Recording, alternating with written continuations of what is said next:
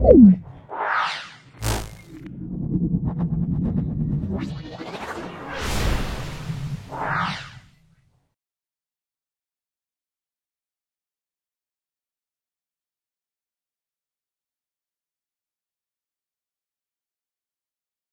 আলোচ্য বিষয় মাধ্যমিকের দেখো এবিটিএ মাধ্যমিক টেস্ট পেপার 2024-25 1059 পেজে একটা ভৌত বিজ্ঞানের সাজেশন দেওয়া আছে। সেই সাজেশনটা আমরা পুঙ্খানুপুঙ্খভাবে সলভ করছি। খুব ভালো করে দেখে নাও। বিগত দিনে সবগুলো এখানে যতগুলো সেট ছিল সবগুলো সেট আমি আপলোড করেছি। তার ওপর ভিত্তি করে এবিটিএ টেস্ট পেপার একটা সাজেশন দিয়েছে। সেই সাজেশনটা মাধ্যমিক 2025 পরীক্ষার জন্য অত্যন্ত কার্যকারী। আমি ব্যাখ্যা করছি, খুব ভালো করে দেখো। আশা করি আমার এই ভিডিও থেকে তোমরা উপকৃত হবে এবং মাধ্যমিক পরীক্ষা অত্যন্ত ভালো হবে। এর আগে আমি তোমাদের দুটো সাজেশন পাবলিশ করেছিলাম, তোমরা দেখে নেবে, সেখান থেকে তোমরা অনেক কমন পাবে। এটা হলো এবিটিএ টেস্ট পেপারের একটা সাজেশন, তোমরা ভালো করে দেখো। চ্যাপ্টার ওয়াইজ সাজেশন দেওয়া আছে, অবশ্যই অত্যন্ত কার্যকারী হবে তোমাদের, দেখে নাও ভালো করে।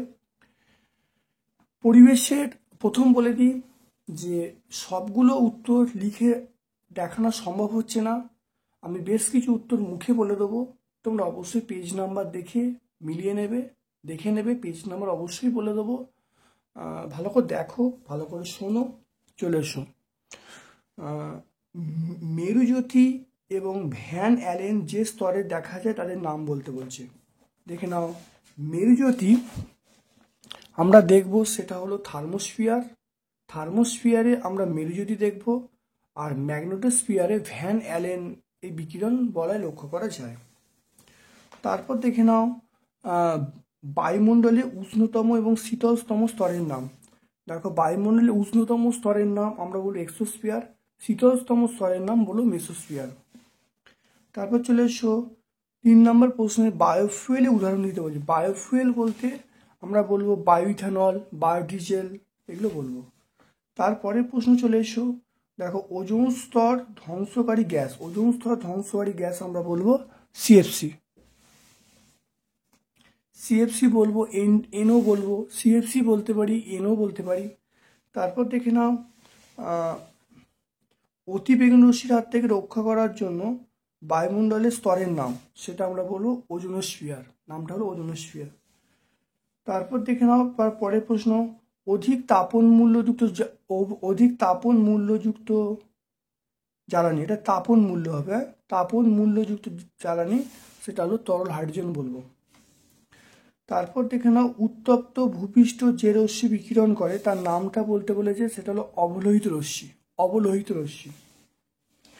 জেট প্লেন বায়ুমণ্ডলের যে স্তরের মধ্যে চলাচল করে সেটা হলো স্ট্র্যাটোস্ফিয়ার। তাহলে স্ট্র্যাটোস্ফিয়ারের মধ্যে জেট প্লেনগুলো যায়। তারপর দেখো ভিএসইউ, এইগুলো হলো তোমাদের কিন্তু এমসিকিউ এর মতো দেবে, যাই হোক এখানে উত্তর সব বলে দিলাম। এবার দেখো ভিএসইউ এর মধ্যে ওজোন গ্যাসের ঘনত্ব মাপার একক, দেখো বলছি ডিইউ, ডিইউ বলতে ডবসন ইউনিট। তারপরে দেখে নাও তাপন মূল্যের এসআই একক আমরা বলবো কিলোজুল পার কেজি বা জুল পার কেজি। কেউ যদি জুল পার কেজি লেখা হবে, কিলোজুল পার কেজি লিখলেও হবে। 3 নম্বর প্রশ্ন লেখো, দেখো সিএফসি কোন পরমাণুটি ওজোন স্তরের ধ্বংস যায়, এটা আমরা বলবো দেখো সিএল পরমাণু, সক্রিয় সিএল পরমাণু। বিদ্যুৎ ক্ষরণের সময় কোন গ্যাস O2 স্তরকে ভাঙে, সেটা আমরা বলবো এনও, অবশ্যই এনও বলবো। 5 চলে এসো সিএনজি, সিএনজির মূল উপাদান, সিএনজির মূল উপাদান আমরা বলবো দেখো সেটা হলো CH4, মিথেন বলবো।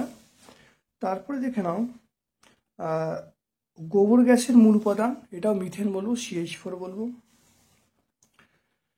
বায়োগ্যাস প্ল্যান্টে কোন ব্যাকটেরিয়া বায়োমাসকে মিথেনে পরিণত করে, এটা হলো মিথানোজেনিক ব্যাকটেরিয়া, নামটা হলো মিথানোজেনিক ব্যাকটেরিয়া। তারপরে কোল বেড মিথেন থেকে কোন জ্বালানি পাওয়া যায়, এটা আমরা বলবো বিকল্প জ্বালানি, আমরা নামটা বলবো বিকল্প জ্বালানি। তারপর দেখে নাও মিথেন হাইড্রেট কি, এর ব্যবহার লিখতে বলছি। মিথেন হাইড্রেট দেখে নাও। মিথেন হাইড্রেট এক ধরনের কঠিন ক্যাথরেট যৌগ যা জল অনুযায়ী গঠিত, এরকম বরফের মধ্যে দেখতে হয়। এর সংকেত হলো CH4, 5.7 H2O বা 4CH4 23 H2O। এটা সমুদ্রের ভূগর্ভস্থর মধ্যে থাকে। এর ব্যবহার কি? আমরা ব্যবহার বলবো বিকল্প জ্বালানি হিসেবে আমরা ব্যবহার করি। এখন মিথেন হাইড্রেটকে আমরা ব্যবহার করি বিকল্প জ্বালানি হিসাবে। তারপর চলে এসো ওজোন স্তর দেখে নাও। ওজোন স্তর ধ্বংসের দুটি কারণ লিখতে বলছে। ওজোন স্তর ধ্বংসের দুটো কারণ। ওজোন স্তর ধ্বংসের কারণগুলো দেখতে পাচ্ছ। ওজোন স্তর ধ্বংসের কারণগুলো এক হলো CFC, তারপরে NO, এগুলো ওজোন স্তরকে ধ্বংস। CFC এবং NO দেখে নাও। এখানে দেখে নাও ওজোন স্তর ধ্বংসের কারণ হলো একটা হলো CFC আর দুই হলো NO।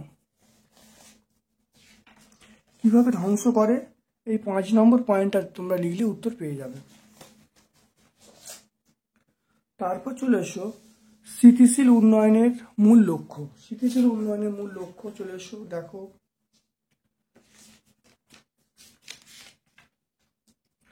দেখে নাও স্থিতিশীল উন্নয়নের মূল লক্ষ্য। দেখো স্থিতিশীল উন্নয়নের মূল লক্ষ্য হলো যাতে প্রাকৃতিক সম্পদ শেষ না হয়ে যায় এবং মানব জাতির কাজে এটা ব্যবহার করা যায়, এটাই মূল লক্ষ্য। তারপরে চলে এসো ওজোন স্তর ধ্বংসে NO, NO2 এবং CFCর ভূমিকা। দেখো ওজোন স্তর ধ্বংসে এটা আমরা দেখে নাও। এই পয়েন্টটা বললে দেখো, এখানে আমরা এই পয়েন্ট দেখো NO, NO2 এবং CFCর ভূমিকা। 5 নম্বর পয়েন্টটা বললেই কিন্তু উত্তর চলে আসবে। তারপর দেখো ওজোন স্তরের দুটো ক্ষতি। তারপর দেখো বলা আছে জীবাশ্ম জ্বালানি সংরক্ষণের প্রয়োজনীয়তা। জীবাশ্ম জ্বালানি সংরক্ষণের প্রয়োজনীয়তা দেখে নাও।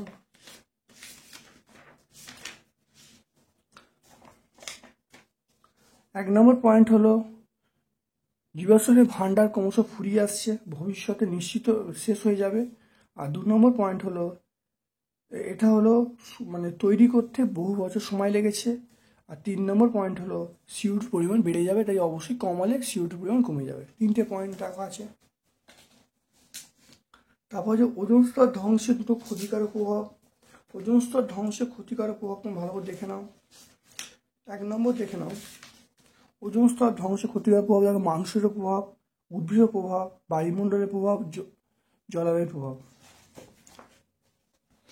তারপর চলে এসো দেখো পাওয়ার অ্যালকোহল কাকে বলে, এর উপাদানগুলো কী কী। পাওয়ার অ্যালকোহল 80% পেট্রোল, 20% ইথানল এবং সামান্য বেঞ্জিনের মিশ্রণকে পাওয়ার অ্যালকোহল বলবো। এটা মোটর গাড়ির জ্বালানি হিসেবে ব্যবহার করা হয়। তাহলে এখানে দেখো সবগুলো হয়ে গেল। গ্যাসের আচরণ দেখো, পরের অধ্যায়ে আমরা চলে আসছি গ্যাসের আচরণ। চার্লস ও বয়েলের সূত্রে সাধারণ ধ্রুবক গ্যাসের ভর, কেলভিন তাপমাত্রায় পরম শূন্য উষ্ণতার মান 0 ভিটি লেখচিত্রের প্রকৃতি কেমন এবং কোন তাপমাত্রায় গতিশক্তি 0 হয়। দেখো ভিটি লেখচিত্র কেমন হবে দেখে নাও। দেখে নাও ভিটি লেখচিত্র, এটা হলো মূল বিন্দু এবং সরলরেখা দেখতে পাচ্ছ, এটা আংলি হবে। আর তারপরে আমরা চলে কোন তাপমাত্রায় গতিশক্তি 0 হয়, এটা -273°C, এই তাপমাত্রা 0 হয়। 1 মোল আদর্শ গ্যাসের গতিশক্তির মান। 1 মোল আদর্শ গতিশক্তির মান আমরা দেখো PV = nRT, তাহলে PV = RT। এখানে দেখো N এর জায়গায় 1 বসিয়েছি, তাহলে এটাই PV মানে W, W মানে EK, EK = RT। তাহলে RT মানে E মানে অর্থাৎ গতিশক্তির মান হলো আমরা বলবো RT। তারপর দেখে নাও উষ্ণতায় জলের হিমাঙ্ক। 273 কেলভিন এবং স্ফুটনাঙ্ক 273 + 100 373। জলের হিমাঙ্ক হলো 273 কেলভিন আর জলের স্ফুটনাঙ্ক হলো 373 কেলভিন। ফারেনহাইট স্কেলে পরম শূন্য উষ্ণতার মান কত? 59.4°F। 30°C এবং 300 কেলভিন এর মধ্যে কোনটা বড়? দেখো 30°C, 30 + 273 মানে 303K অর্থাৎ 303, এইটা অর্থাৎ এখানে দেখো 303 আর এটা 300, তাহলে 303টা বড়, তাহলে কোনটা বড়? 30 সেন্টিগ্রেডটা বড়।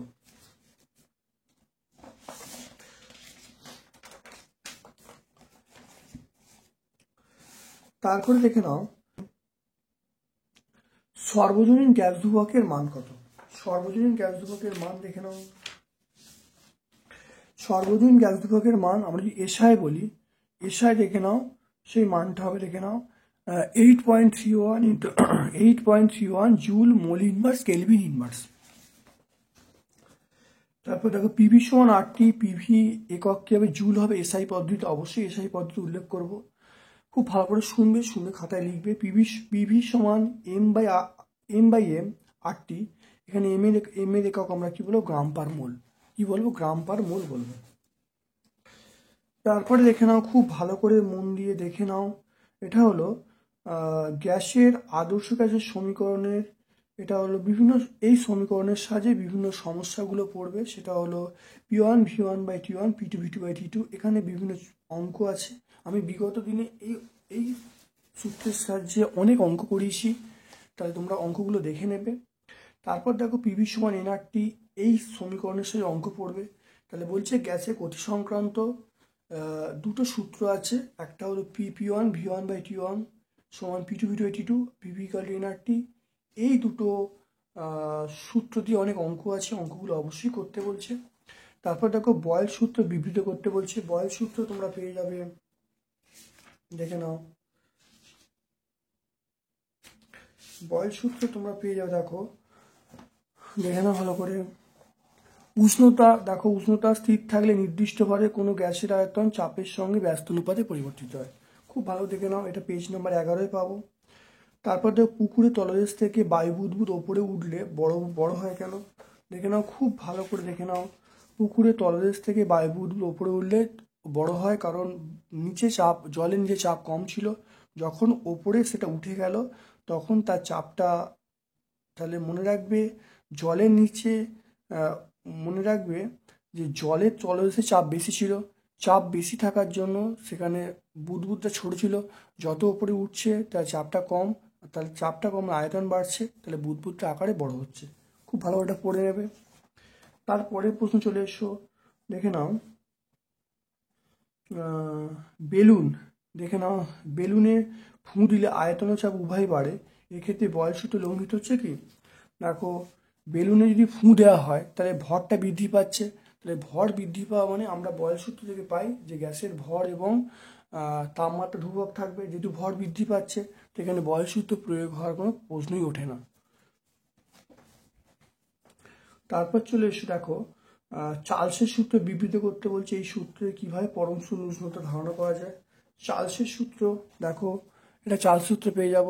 এবার এর সাহায্যে দেখো পরম শূন্য উষ্ণতা ধারণা, দেখো এখানে দেখো আমরা বলতে পারি ভি প্রপোর্শনাল টি বলতে পারি। এখান থেকে আমরা লিখবো, দেখো এখানে ভি বাই টি দেখতে পাচ্ছি, ভি বাই টি সমান কনস্ট্যান্ট, এই পর্যন্ত করতে হয় ভি প্রপোর্শনাল টি। এটাই হলো চার্লসের সূত্র পরম শূন্য উষ্ণতার সাহায্য। তারপর চলে এসো, দেখে নাও, এবার দেখো এই উষ্ণতাকে পরম শূন্য ধারণা কিভাবে পাওয়া যায়। দেখো পরম শূন্য ধারণা দেখে নাও, এটা দেখে নাও, এটা সূত্র, তাহলে ভিটি সমান V01 প্লাস টি বাই 273, টি এর জায়গায় দেখো -273 বসিয়ে দাও, বসিয়ে দেওয়ার আনসার শূন্য হয়ে যাচ্ছে, তাহলে ভিটি শূন্য হয়ে গেল, আয়তন শূন্য হয়ে গেল। ওকে, তারপরে খুব ভালো করে দেখো দুটো লেখচিত্র করতে বলছে, দুটো লেখচিত্র। তাহলে এটা হলো দেখো ভিটি লেখচিত্র, এটা হলো ভিটি লেখচিত্র, আর এটা হলো দেখো ভিটি লেখচিত্র, খুব ভালো দেখে নাও।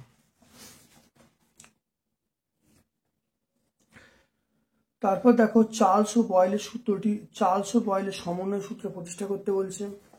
চার্লস ও বয়েলের সমন্বয় সূত্র দেখে নাও, চার্লস ও বয়েলের সমন্বয় সূত্র হয় দেখে নাও, এটা হলো চার্লস ও বয়েলের সমন্বয় সূত্র দেখে নাও। এবার এখান থেকে আমাকে বলেছে যে অ্যাভোগাড্রো সূত্র বিবৃত করতে বলছে। অ্যাভোগাড্রো সূত্র দেখো একই চাপ ও তাপমাত্রার সমান আয়তন সকলের কাছে সমান সকল অনুবর্তমান, দেখে নাও পেজ নাম্বার 16। তারপরে দেখে নাও রাসায়নিক গণনা অধ্যায়ে আমরা দেখব। দেখো এখানে বলা আছে কোনো গ্যাসের আণবিক ভর সংকেত প্রদত্ত হলে বাষ্পঘনত্ব গণনা, এটা আমরা m=2d এই সমীকরণের সাথে বিভিন্ন অঙ্ক হবে। অর্থাৎ দেখে নাও m=2d এর সাথে বিভিন্ন অঙ্ক হবে, বিভিন্ন অঙ্কের গণনাগুলো আছে। এসটিপিতে ভর এবং বাষ্পঘনত্ব নির্ণয়। এসটিপিতে ভর এবং বাষ্পঘনত্ব নির্ণয় বলতে দেখে নাও এটা একটা শোনাও। দেখো মনে রাখবো গ্যাসের প্রমাণ ঘনত্ব, দেখো প্রমাণ ঘনত্ব সমান গ্যাসের বাষ্প ঘনত্ব ইন্টু 0.09, এই সূত্রটা মনে রাখবো, বিভিন্ন অঙ্ক করার ক্ষেত্রে অবশ্যই মনে রাখবো। তারপর চলে এসো প্রদত্ত তথ্যের ভিত্তিতে আণবিক ভর শনাক্তকরণ। অর্থাৎ বলতে চাইছি m=2d এই সমীকরণের সাহায্যে বিভিন্ন অঙ্ক সলভ করতে বলছে, যেগুলো আমরা বিগত ক্লাসে অনেক অঙ্ক করেছি, সেই অঙ্কগুলো করতে বলছে।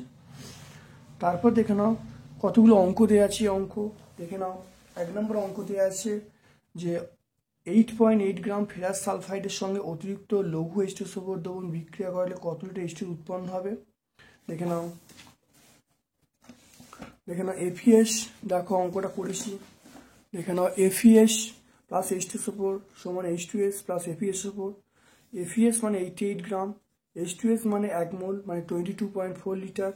তাহলে এসটিপিতে 88 গ্রাম ফেরাস সালফাইডের সঙ্গে H2 বিক্রিয়া করে 22.4 লিটার H2 উৎপন্ন করে।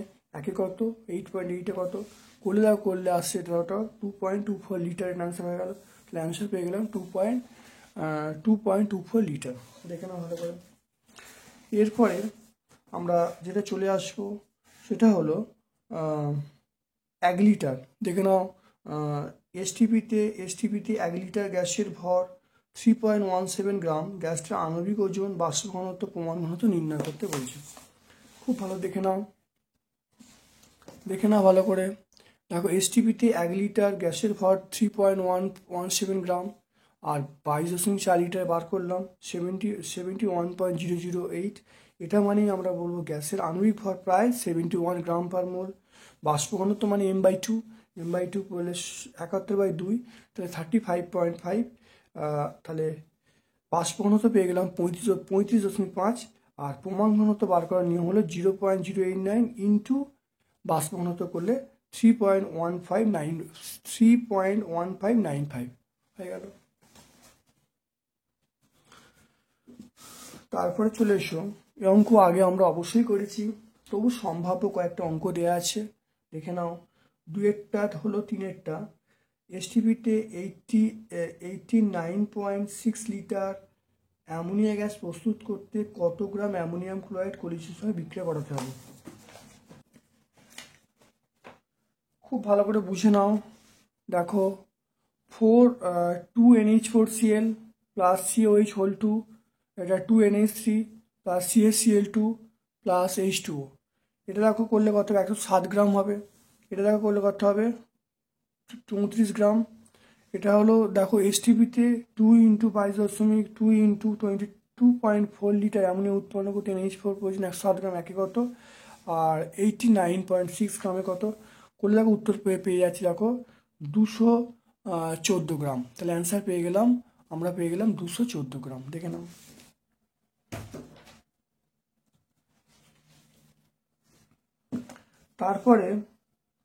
তারপর দেখো 4-এরটা, বাণিজ্যিক জিঙ্ক 35% অশুদ্ধি আছে, এরূপ 50 গ্রাম জিঙ্ক অতিরিক্ত পরিমাণ লঘু H2SO4 এর সঙ্গে বিক্রিয়া ঘটালে কি পরিমাণ হাইড্রোজেন উৎপন্ন হবে। দেখে নাও 100 গ্রাম অশুদ্ধ জিঙ্ক নমুনার মধ্যে বিশুদ্ধ জিঙ্ক কত, 65 গ্রাম। 65 কোথা থেকে আসছে, দেখো অশুদ্ধ জিঙ্কের পরিমাণ 35%, বিশুদ্ধ জিঙ্কের পরিমাণ 100 - 35 মানে আমরা বলবো 65%। তাহলে 100 গ্রাম অশুদ্ধ জিঙ্কের নমুনার মধ্যে বিশুদ্ধ জিঙ্ক 65%, একে কত, 50 কত করলে যেটা আসছে সেটা 32.5 গ্রাম। এবার দেখো Zn প্লাস H2SO4 সমান ZnSO4 প্লাস H2, এটা 65 গ্রাম। এটা দেখো করলে 2 × 1 মানে 2 গ্রাম। তাহলে 65 গ্রাম জিঙ্ক উৎপন্ন করতে 2 গ্রাম হাইড্রোজেন প্রয়োজন, একে কত, আর 32.5 কত করলে 1 গ্রাম আসছে, এটাই অ্যান্সার। তাহলে 1 গ্রাম হাইড্রোজেন উত্তর পেয়ে গেলাম আমরা। তারপর দেখো কঠিনের 3টি প্রসারণ গুণাঙ্কের মধ্যে সম্পর্ক। একটা হলো আলফা সমান বিটা বাই 2 সমান গামা বাই 3। আলফা সমান বিটা বাই 2 সমান গামা বাই 3। তাহলে আমরা এই প্রশ্নে চলে আসছি তাপের ঘটনা সমূহ। দেখো আলফা সমান বিটা বাই 2 সমান গামা বাই 3। এবার দেখো তরলের প্রকৃত প্রসারণ গুণাঙ্ক তরলের নিজস্ব ধর্ম প্রকাশ করে। এটা আমরা সত্য বলবো, এটা আমরা সত্য বলবো। প্রকৃত প্রসারণ গুণাঙ্ক আপাত প্রসারণ গুণাঙ্কের মধ্যে সম্পর্ক কি, এটা আমরা মুখে বলছি। দেখো মনে রাখবে প্রকৃত প্রসারণ গুণাঙ্ক সমান আমরা বলবো পাত্য প্রসারণ গুণাঙ্ক প্লাস আপাত প্রসারণ গুণাঙ্ক। আবার মনে রাখবে প্রকৃত প্রসারণ গুণাঙ্ক সমান আমরা বলবো পাত্য প্রসারণ গুণাঙ্ক প্লাস আপাত প্রসারণ গুণাঙ্ক। তারপর দেখো চাপ প্রসারণ গুণাঙ্ক আয়তন প্রসারণ গুণাঙ্কের মধ্যে সম্পর্ক সমান। আচ্ছা, গ্যাসের চাপ প্রসারণ গুণাঙ্ক সমান আয়তন প্রসারণ গুণাঙ্ক। সবচেয়ে তাপ পরিবাহিতা বেশি কোন ধাতুর, এটা আমরা হীরক বলবো। হীরকের লোহা ও পিতলের মধ্যে দ্বিধানুপাত কোনটা বাইরে থাকবে? লোহা ও পিতলের দ্বিধানুপাতকে উত্তপ্ত করলে কোনটা বাইরে থাকবে? দেখে নাও, বাইরে থাকবে পিতল। দেখতে পাচ্ছ, দেখো পিতল ছবি দেখে নাও। তাহলে বাইরে থাকবে কি? পিতল। তাহলে পিতলটা বাইরে, লোহা ভেতরে।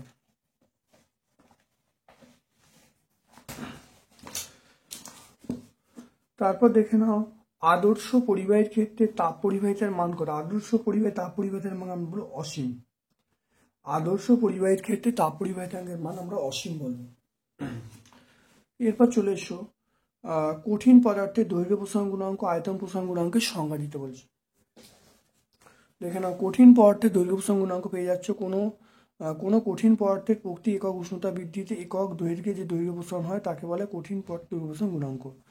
আর দেখে নাও আয়তন প্রসারণ গুণাঙ্ক, দেখে নাও কোনো কঠিন পদার্থের প্রতি একক উষ্ণতা বৃদ্ধিতে প্রতি একক আয়তনে যে আয়তন প্রসারণ হয় তাকে আমরা আয়তন প্রসারণ গুণাঙ্ক বলবো।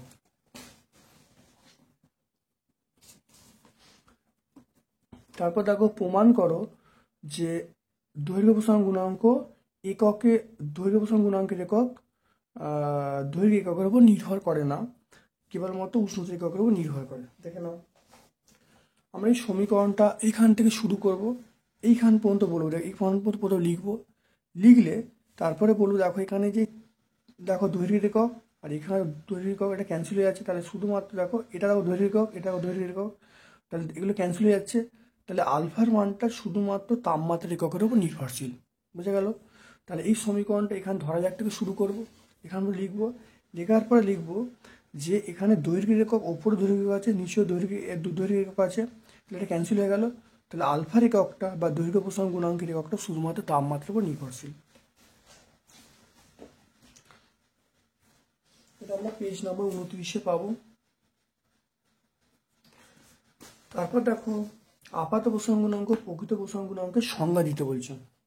প্রসারণ গুণাঙ্ক দেখো তাহলে আপাত প্রসারণ গুণাঙ্ক দেখে নাও, তাহলে আপাত প্রসারণ গুণাঙ্ক দেখে নাও, সংজ্ঞাটা দেখে নাও। আর এটা হলো তাহলে প্রকৃত প্রসারণ গুণাঙ্ক, দেখে নাও।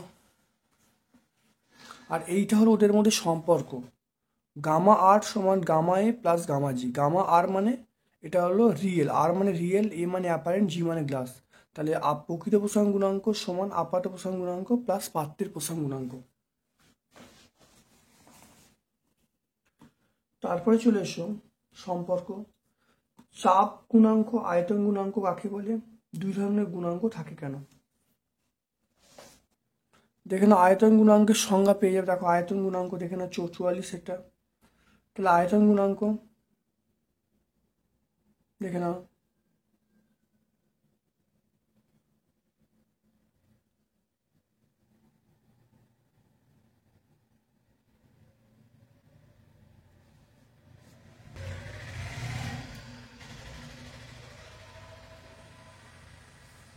দেখো আয়তন গুণাঙ্কের সংজ্ঞা পেয়ে গেলে। এবার যদি ধরো চাপ গুণাঙ্কের সংজ্ঞা বলে তাহলে চাপ ও আয়তন তুমি ইন্টারচেঞ্জ করে দেবে। এখানে দেখো আয়তন গুণাঙ্কের সংজ্ঞা পেয়ে গেলাম। এবার দেখো যদি বলে চাপ গুণাঙ্ক, তাহলে আমরা যেখানে স্থির চাপ সেখানে স্থির আয়তন বলবো। আর এখানে দেখো এখানে আয়তন বলা আছে, এখানে চাপ বলবো। মানে অর্থাৎ আয়তন ও চাপ পরে ইন্টারচেঞ্জ করে দিলে আমরা সেটা চাপ গুণাঙ্কের সংজ্ঞা পেয়ে যাব। দুটো কিন্তু সম্পর্ক হলো দুটো সমান। এবারে কেন দুটো থাকে, তারপর দেখো গ্যাসের দুই ধরনের গুণাঙ্ক থাকে কেন। গ্যাস বলবে গ্যাসকে দুভাবে উত্তপ্ত করা যায়, একবার চাপ স্থির রেখে আয়তন বৃদ্ধি করা হয়, তখন আমরা আয়তন গুণাঙ্ক পাবো। আরেকভাবে উত্তপ্ত করা হয়, সেটা হলো আয়তন স্থির রেখে চাপ বাড়িয়ে, তখন তাকে আমরা চাপ গুণাঙ্ক বলবো। সেই জন্য গ্যাসের দুটো প্রসারণ গুণাঙ্ক।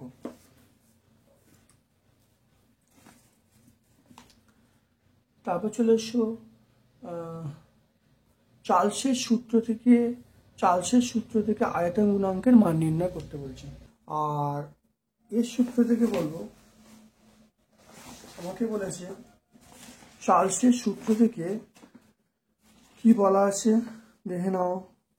চার্লসের সূত্র থেকে আয়তন গুণাঙ্কের সংজ্ঞা। আয়তন গুণাঙ্কের সংজ্ঞা হলো, তাহলে ভিটি সমান V0 1 প্লাস গামা পি বলবো, গামা পি ইন্টু টি, এটা আমরা বলবো। তাহলে এটা চার্লসের সূত্র থেকে পাচ্ছি। চার্লসের সূত্র থেকে ভিটি সমান V0 1 প্লাস টি বাই 273। আর এটা আমরা ওই সংজ্ঞা থেকে পাচ্ছি ভিটি সমান V0 1 প্লাস গামা পিটি। দেখো দুটো তুলনা করছি, দেখো গামা পি এর মান পেয়ে গেলাম টি 1 বাই 273, একক বসাই পার ডিগ্রি সি, তাহলে এটা আমরা পেয়ে গেলাম। দেখো চার্লস সূত্র থেকে আয়তন প্রসারণ গুণাঙ্ক, মনে রাখবে আয়তন প্রসারণ গুণাঙ্ক যখন হবে তখন পি হবে, আর চাপ প্রসারণ গুণাঙ্ক যখন ভি হবে, মানে কনস্ট্যান্ট যেটা সেটা এখানে বসবে। এটা কিন্তু মনে রাখবে আয়তন প্রসারণ গুণাঙ্ক, এটা চাপ প্রসারণ গুণাঙ্ক কিন্তু নয়। তারপর চলে এসো, দেখো দেখে নাও কোনো তাপ পরিবাহিতা পদার্থের মধ্য দিয়ে কোনো তাপ পরিবাহী পদার্থের মধ্য দিয়ে তাপ কোন কোন বিষয়ের উপর নির্ভর করে এবং কিভাবে, দেখে নাও।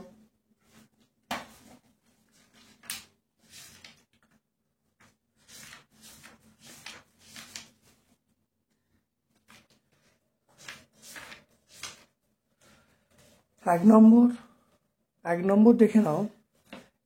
দেখে নাও ক্ষেত্রফলের উপরে, 2 নম্বর দেখে নাও তাপমাত্রার উপরে, 3 নম্বর বেদের ওপরে, 4 নম্বর সময়ের ওপরে। উনি পয়েন্টগুলো বলে দেবো। তাপীয় রোধের রাশিমালা নির্ণয় করতে বলছি।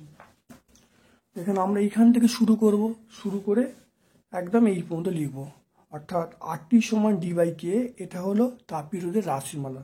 তাহলে আমরা এখান থেকে এই পর্যন্ত করব, তারপরে 2 নম্বর সমীকরণ পর্যন্ত করব, তার তুলনা করলে RT সমান D বাই K, এটা তাপীয় রোধের রাশিমালা।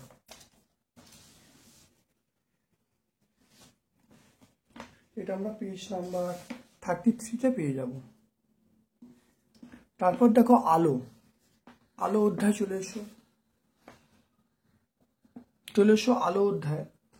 দেখো অবতল দর্পণে বিভিন্ন অবস্থানে বস্তুর প্রতিবিম্ব সম্পর্কিত। তাহলে অবতল দর্পণে বস্তু কোথায় রাখলে প্রতিবিম্ব কি হবে এটা বার করতে বলছে। এখানে অবতল দর্পণে এই যে কন্ডিশনগুলো, এই 1, 2 আর 3, এই 3টে কন্ডিশন কিন্তু ভালো করে পড়তে বলছে, খুব ভালো করে। অবতল দর্পণে যে প্রতিবিম্ব গঠন এটা বলতে বলছে। তারপর দেখো বক্রতা ব্যাসার্ধ এবং ফোকাস দৈর্ঘ্যের সম্পর্ক, অর্থাৎ F সমান R/2 যে প্রমাণটা, এই যে প্রমাণটা F সমান R/2 প্রমাণটা, অবশ্যই তোমরা অবতল দর্পণটা করে রাখবে। পরীক্ষায় অবতল দর্পণটাই বেশি পড়ে, উত্তল দর্পণ খুব অল্প পড়ে। এই অবতল দর্পণের ক্ষেত্রে F সমান R/2 যে প্রমাণটা আছে অবশ্যই তোমরা কিন্তু করে রাখবে। এবারে পরীক্ষার জন্য অত্যন্ত ইম্পর্টেন্ট হলো F সমান R/2 এটা।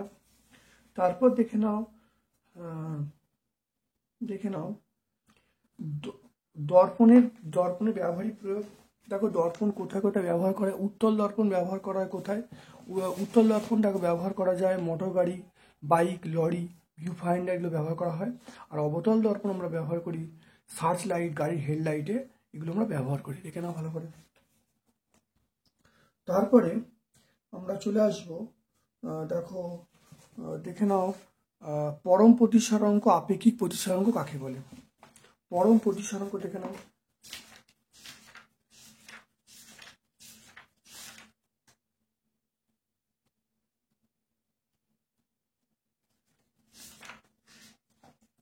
দেখে নাও পরম প্রতিসরাঙ্ক কাকে বলে, সংজ্ঞাটা পড়ে নেবে। আর আপেক্ষিক প্রতিসরাঙ্ক, এখানে এটা আপেক্ষিক প্রতিসরাঙ্ক, তাহলে পরম প্রতিসরাঙ্ক বলতে বায়ুর সাপেক্ষে প্রতিসরাঙ্ক, আপেক্ষিক প্রতিসরাঙ্ক বলতে কোনো মাধ্যমের সাপেক্ষে প্রতিসরাঙ্ক আপেক্ষিক প্রতিসরাঙ্ক বলা হয়। দুটো পড়ে নেবে। তারপর দেখো মানব চক্ষু ত্রুটি নিরসনের জন্য ব্যবহৃত লেন্স, মানে অর্থাৎ বিভিন্ন যে লেন্সগুলো ব্যবহার করা হয় তা বলতে বলছে। দেখে নাও, দেখো দীর্ঘ দৃষ্টি আছে, হর্ষ দৃষ্টি আছে, তার প্রতিকার, এগুলো বলতে বলছে। দীর্ঘ দৃষ্টি, হর্ষ দৃষ্টি, প্রতিকার।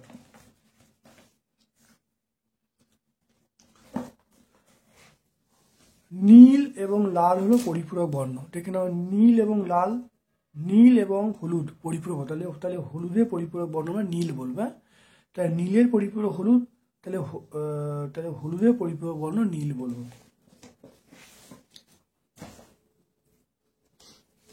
তারপর দেখে নাও কোন বর্ণে আলোর চ্যুতি সবচেয়ে বেশি। চ্যুতি সবচেয়ে বেশি আমরা বলবো বেগুনি বর্ণে আলোর চ্যুতি সবচেয়ে বেশি। বিশুদ্ধ বর্ণালীর প্রান্তিক বর্ণ দুটো আমরা বলবো বেগুনি এবং লাল। বেগুনি এবং লাল। জলে দর্পণকে নিমজ্জিত করলে ফোকাসে কোনো পরিবর্তন ঘটবে না। এটা হলো কি পরিবর্তন ঘটবে, কোনো পরিবর্তন ঘটবে না। কাঁচে প্রতিসরাঙ্ক 1.5 হলে ওই মাধ্যমে শব্দের বেগ কত হবে?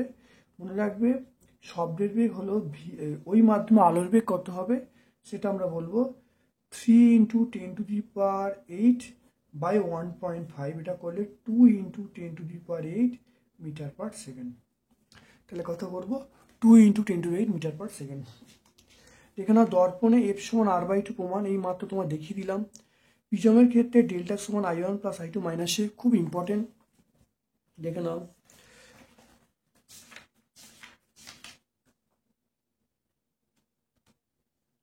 এবছরে মাধ্যমিক পরীক্ষায় এই প্রমাণটা শিওর আসছে, ওই ডেল্টা সমান I1 + I2 - A। এবছরের মাধ্যমিক পরীক্ষায় অবশ্যম্ভাবী কমন প্রশ্ন এটা, তোমরা ভালো করে করবে, 2025-এ আসছে এটা। তারপর দেখে নাও, প্রমাণ করো, দেখো লেন্সের ক্ষেত্রে প্রমাণ করো প্রধান ফোকাস, আলোক কেন্দ্র, এটা হলো। তারপর দেখো কাঁচে 3 নম্বর, দেখো কাঁচের স্ল্যাবের মধ্য দিয়ে প্রতিসরণের ক্ষেত্রে আপতিত রশ্মি, নির্গম রশ্মি পরস্পর সমান্তরাল। এটা দেখো, এটা আমরা এইখানে পেয়ে যাবো। তোমরা ছবিটা ভালো করে আঁকবে, এই ছবিটা আঁকবে, একেই প্রমাণটা করে দেবে। প্রমাণটা দেখো বলা আছে কাঁচের স্ল্যাব এবং নির্গত আলোর রশ্মি পরস্পর সমান্তরাল, পুরো প্রমাণটা করে দেবে। তারপর দেখে নাও, এটা হলো প্রমাণ নয়, এটা হলো সংজ্ঞা দিতে বলছে। প্রধান ফোকাস এবং আলোক কেন্দ্রের সংজ্ঞা চাইছে, এটা প্রমাণ নয়। লেন্সের ক্ষেত্রে দেখো মুখ্য ফোকাস সংজ্ঞা দেখতে পাচ্ছ, মুখ্য ফোকাস সংজ্ঞা, এটা ভালো করে দেখবে। আর আলোক কেন্দ্রের সংজ্ঞা এখানে পেয়ে যাও। আলোক কেন্দ্রের সংজ্ঞা এটাকে এখান থেকে শুরু করবে। ওকে, তারপরে দেখে নাও 5 নম্বর প্রশ্ন, উত্তল লেন্সকে অতিসারী এবং অবতল লেন্সকে অপসারী লেন্স বলা হয় কেন? দেখে নাও, এটা আমরা এইখান থেকে বলবো। উত্তল লেন্সকে আমরা অভিসারী লেন্স বলবো, অপসারী লেন্সকে আমরা অপসারী লেন্স বলবো। কেন বলবো দেখো, কারণটা পরিষ্কার আছে, ভালো দেখে নেবে। পেজ নাম্বার 48-এ পেয়ে যাবো। তারপর দেখো বিবর্ধক কাঁচ হিসাবে উত্তল লেন্সের চিত্র, প্রচন্ড ইম্পর্টেন্ট প্রশ্ন, এটা অনেকবার হয়েছে, খুব ভালো দেখে নাও। দেখো বিবর্ধক কাঁচ হিসাবে উত্তল লেন্সের, দেখে নাও ভালো করে, খুব ভালো দেখে নাও। এই চিত্রটা আঁকবে, ব্যাখ্যা করবে, মাধ্যমিক পরীক্ষার স্টার প্রশ্ন এবং পরীক্ষা আসবে। তারপরে দেখে নাও মায়োপিয়া ত্রুটি কাকে বলে, কি কি কারণে হয়, কিভাবে প্রতিকার করা হয়, এই মাত্র বললাম। 8-এরটা দেখো, 8-এরটা দেখে নাও, দীর্ঘদৃষ্টি কাকে বলে, প্রতিকার কি লেন্স ব্যবহার করা হয়। এবং উত্তরগুলো আমরা বললাম, তবু আরেকবার দেখে নাও তোমাদের সুবিধার্থে। দেখে নাও দীর্ঘদৃষ্টি কাকে বলে, কেন হয়, কারণটা হলো দীর্ঘদৃষ্টি হয়, ফোকাস দৈর্ঘ্য আকারে বেড়ে যায়, সেই জন্য দীর্ঘদৃষ্টি হয়। প্রতিকার কি? প্রতিকার আমরা উত্তল লেন্স চশমা ব্যবহার করব। আর হর্ষদৃষ্টি, এটাকে আমরা মায়োপিয়া বলবো। তাহলে এটা আমরা বলবো হর্ষদৃষ্টি। এটা হলো কাছে জিনিস দেখতে পায়, দূরের জিনিস দেখতে পায় না। এটা কেন হয়?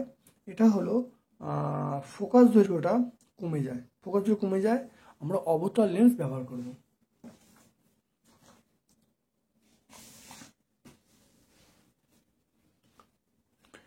এরপরে দেখো চলে আসছি চলতড়িৎ।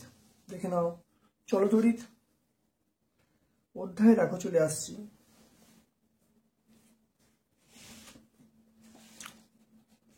চলতড়িৎ অধ্যায়ে দেখো কৃতকার্য বিভব আধানের মধ্যে সম্পর্ক। কৃতকার্য বিভব আধানের মধ্যে সম্পর্ক, এটা আমরা বলবো ভি সমান ডব্লিউ বাই কিউ, এটাই সম্পর্ক। মো, মো কোন রাশির, মো কোন রাশির একক? মো হলো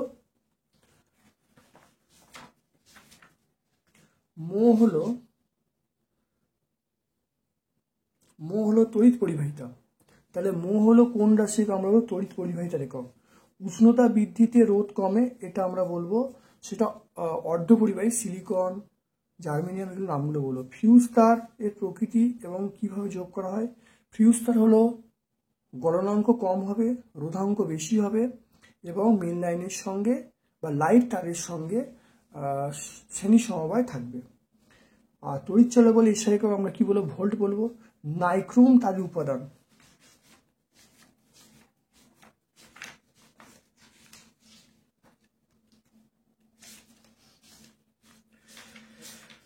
দেখে নাও নাইক্রোম তার, দেখে নাও নাইক্রোম তারের উপাদান, এটা হলো দেখে নাও নিকেল, ক্রোমিয়াম, লোহা। এই সংখ্যা নাইক্রোম তার উপাদান নিকেল, ক্রোমিয়াম, লোহা। তারপরে দেখে নাও আন্তর্জাতিক নিয়ম অনুসারে লাইভ নিউট্রাল আর্থিং তারের বর্ণ। বর্ণ দেখো, লাইভ তারের বর্ণ আমরা বলবো বাদামি, নিউট্রাল তারের বর্ণ হালকা নীল, আর্থিং তারের বর্ণ আমরা বলবো সবুজ বা হলুদ। তারপরে দেখে নাও অহমীয় পরিউদাহরণ আমরা কি বলবো? সিলিকন, জার্মেনিয়াম, মানে অর্ধপরিবাহী, এগুলো বলবো। ওহমের সূত্রের সমস্যা, ওহমের সূত্রে গাণিতিক সমস্যা, ওই ভি সমান আইআর দিয়ে বিভিন্ন প্রবলেম করতে বলছে। তারপর রোধাঙ্কের একক আমরা কি বলবো? রোধাঙ্কের একক ওহম মিটার বলবো, ওহম মিটার রোধাঙ্কের একক। শ্রেণী সমান্তরাল সময় গাণিতিক সমস্যা, বিভিন্ন সমস্যাগুলো যেগুলো আছে, অর্থাৎ এটা বলতে চাইছি 11 প্রশ্নটা বলতে চাইছে, যেটা হলো আর সমান R1 plus R2 plus R2 plus R3, এটা হলো সমান্তরাল সময় সূত্র, এর সাহায্যে বিভিন্ন অঙ্ক করতে বলছে। আর শ্রেণী সময় সূত্র হলো 1/RP সমান 1/R1 plus 1/R2 plus 1/R3, এর সাহায্যে বিভিন্ন অঙ্ক সলভ করতে বলছে। মানে এই দুটো সূত্রের সাহায্যে অঙ্কগুলো করতে বলছে, যে অঙ্কগুলো আগে হয়েছে। তারপর চলে এসো বিওটি। বিওটি কি? বিওটি খুব পরিচিত প্রশ্ন। বিওটি কি? বিওটি, এক বিওটি সমান কত জুল? খুব ইম্পর্টেন্ট প্রশ্ন।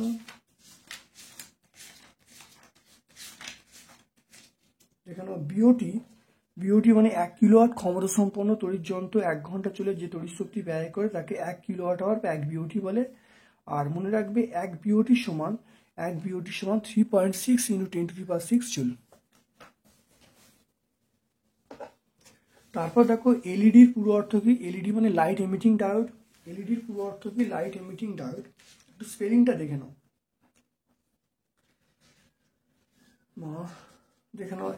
এলইডি এর ফুল ফর্ম হলো লাইট এমিটিং ডায়োড। এলইডির full form light emitting diode. তারপর দেখে নাও ফ্লেমিংয়ের বামহস্ত নিয়ম অনুসারে তর্জনী মধ্যমা কি নির্দেশ করে? ফ্লেমিংয়ের বামহস্ত নিয়ম।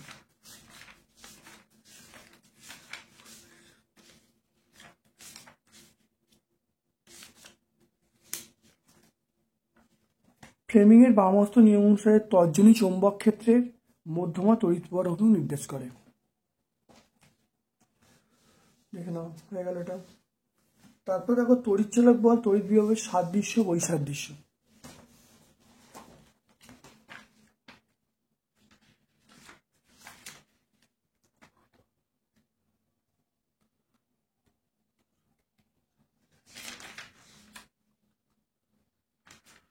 দেখো এইগুলো দেখো বৈসাদৃশ্য। সাদৃশ্য বলতে তড়িৎচালক বলের একক হলো ভোল্ট, এরও একক হলো ভোল্ট। মানে সাদৃশ্য এটা। তাহলে বৈসাদৃশ্য দেখতে পারলে সাদৃশ্য হলো তড়িৎচালক বলে এসআই একক ভোল্ট আর বিভব এসআই একক ভোল্ট।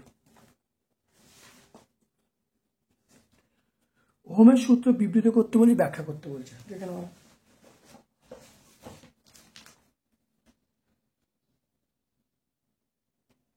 দেখে নাও ওহমের সূত্র, দেখে নাও ওহমের সূত্র বিবৃত এবং ব্যাখ্যা, দেখে নাও খুব ভালো করে, পেজ নাম্বার 64। তারপরে দেখে নাও ওহমের সূত্র থেকে রোধের সংজ্ঞা দিতে বলছে। ওহমের সূত্র থেকে রোধের সংজ্ঞা দেখে নাও। পরিবাহীর বিভব প্রভেদ এবং প্রবাহমাত্র অনুপাতকে রোধ বলবো, বিভব প্রভেদ এবং প্রবাহমাত্র অনুপাতকে আমরা রোধ বলবো, এইটা বলবো। তারপর দেখে নাও আইভি লেখচিত্র অঙ্কন করতে বলছে, আইভি বা ভিআই। দেখে নাও এটা ভিআই, এটাই ভিআই বা আইভি লেখচিত্র, দেখে নাও এটা লেখচিত্র আঁকতে বলছে। তারপরে দেখো পরিবাহী রোধ কোন কোন বিষয়ের উপর নির্ভর করে। দেখে নাও পরিবাহী রোধ নির্ভর করে একটা এল এর উপরে, একটা এ এর উপরে। তাহলে আর পোর্শন এল, আর পোর্শন 1/a, দেখে নাও ভালো করে, পেজ নাম্বার 66। আচ্ছা রোধাঙ্ক কাকে বলে দেখে নাও। রোধাঙ্ক দেখে নাও একক বেদ একক প্রস্থ বিশিষ্ট কোনো পরিবাহী দুই বিপরীত পৃষ্ঠের রোধকে ওই পরিবাহী রোধাঙ্ক বলে। তারপরে চলে এসো ফিউজ তারের দুটো বৈশিষ্ট্য। ফিউজ তারের বৈশিষ্ট্য,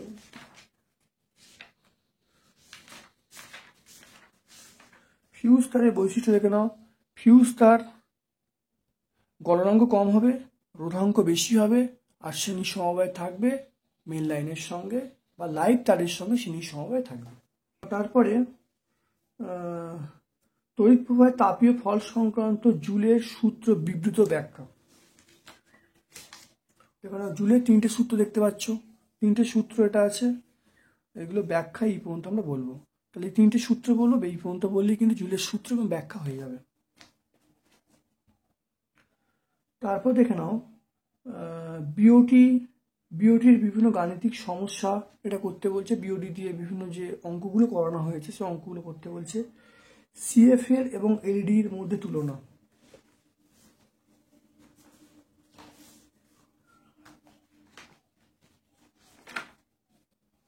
দেখে নাও সিএফএল এবং এলইডি, দেখে নাও তুলনা। তাহলে জীবনকাল, রেটিং, মানে মূল্য, সুবিধা, এই পয়েন্টগুলো বলে দেবে। তারপরে দেখে নাও ফ্লেমিং এর বামহস্ত সূত্রটা বিবৃত করছে। ফ্লেমিং এর বামহস্ত সূত্র,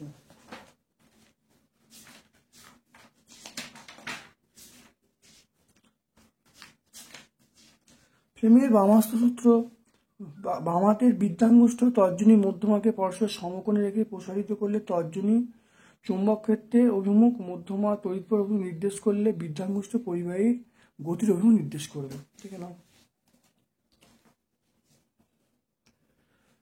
দেখো বাল্যচক্রে ঘূর্ণন বেগ কিভাবে বাড়ানো যায়। বাল্যচক্রে ঘূর্ণনের বেগ কিভাবে বাড়ানো যায়। 1 নম্বর দেখো যদি শক্তিশালী চুম্বকটি ব্যবহার করলে ঘূর্ণন বাড়বে, প্রবাহমাত্রা বৃদ্ধি করলে বাড়বে। তাহলে একটা শক্তিশালী চুম্বক ব্যবহার করলে ঘূর্ণন বাড়বে, প্রবাহমাত্রা বৃদ্ধি করলে বাড়বে।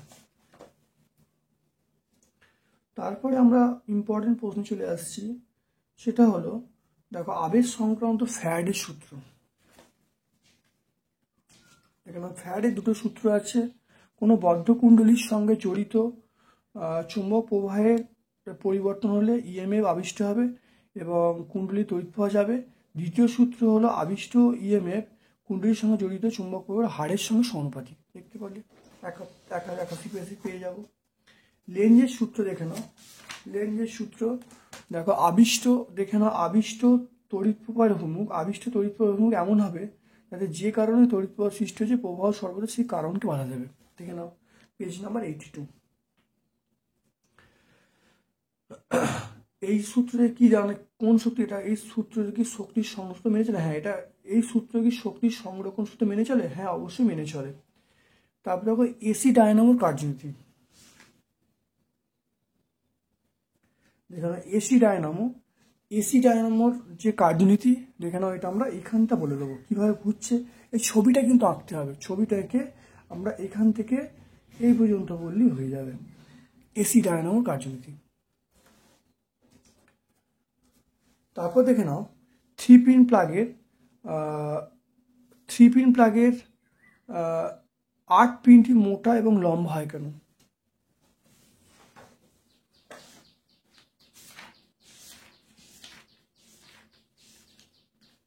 দেখে নাও, থ্রি পিন প্লাগের 8 পিনটি মোটা এবং লম্বা হয় কেন? দেখে নাও, কারণ থ্রি পিন প্লাগের মোটা হয় যাতে ভুলবশত সকেটে লাইভ বা নিউট্রাল তারের সঙ্গে যুক্ত ছিদ্র প্রবেশ করতে না পারে, 1 নম্বর।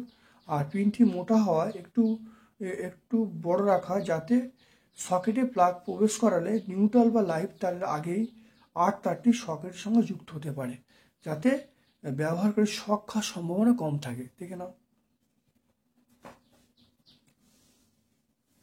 এরপর দেখো আমরা চলে আসছি, সেটা হলো পরমাণু নিউক্লিয়াস।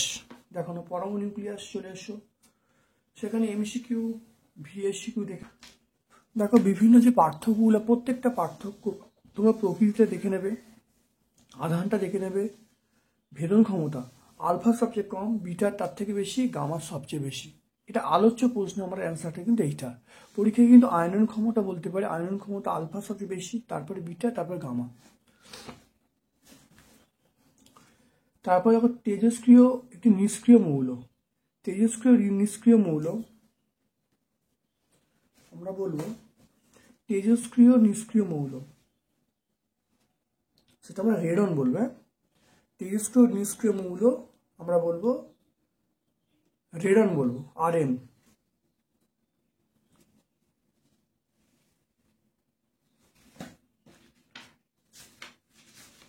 হিলিয়াম, নিয়ন, আর্গন, ক্রিপ্টন, জিনন, রেডন।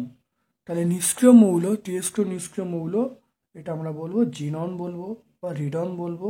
এগুলো তেজস্ক্রিয়, আমরা রেডন বলবো। এটা আমরা জিনন বলবো, রেডন বলবো, এগুলো মনে রাখবে। 1 সমান 3.7 × 10⁻10 বেকারেল।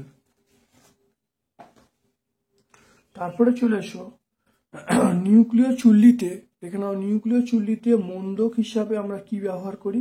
D2O বা ভারী জল ব্যবহার করি, D2O। কার্বন ডেটিং কোন কাজে ব্যবহার করা হয়? কার্বন ডেটিং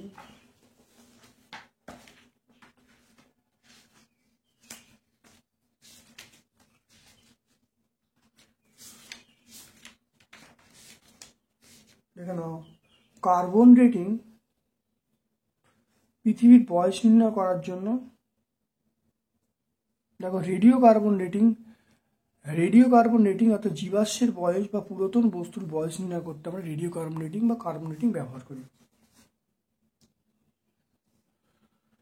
নিউক্লিয় রিঅ্যাক্টরে আমরা মডারেটর হিসেবে কি ব্যবহার করি? আমরা ভারী জল ব্যবহার করি, ভারী জল। 1 mu সমান, এটা 931.2 MeV, 931.2 MeV। ভর এবং শক্তি তুল্যতা সূত্রটা কি? আমরা বলবো E সমান mc², E সমান mc²। তারপর তেজস্ক্রিয় এস একক আমরা কি বলবো? বেকারেল। তেজস্ক্রিয় এস একক আমরা বলবো বেকারেল বলবো। তারপর দেখো পরমাণুর, দেখে নাও, পরমাণুর নিউক্লিয়াসে ইলেকট্রন না থাকা সত্ত্বেও নিউক্লিয়াস থেকে বিটা কণা কিভাবে বার হয়? তাহলে বিটা কণা কিভাবে বার হয় দেখে নাও কিভাবে বিটা কণা হয়, সৃষ্টি হয়, দেখে নাও।